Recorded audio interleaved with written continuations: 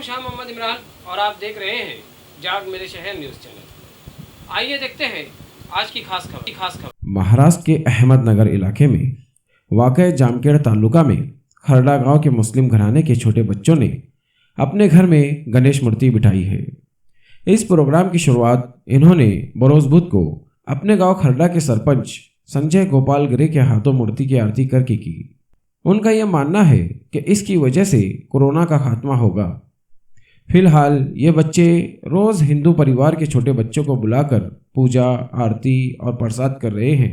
इस गणेश मंडल में आयशा शमशेर मापाड़ी, जिया मापाड़ी, शूरा काले, कुमकुम मापाड़ी, फैसल मापाड़ी, नज्जू अत्तार, सुल्तान मापाड़ी वगैरह ने आपस में पैसे मिलाकर गणेश मूर्ति खरीदी है।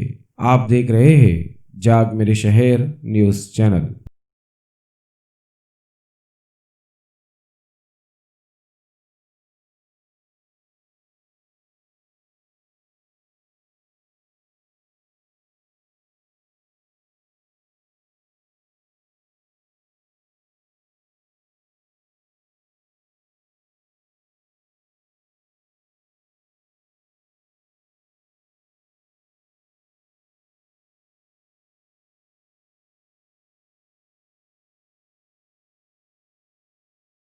ऐसे ही अवामी बेदारी वाली न्यूज़ के लिए हमारे YouTube न्यूज़ चैनल को लाइक, सब्सक्राइब और बेल आइकॉन को प्रेस करना ना भूलें।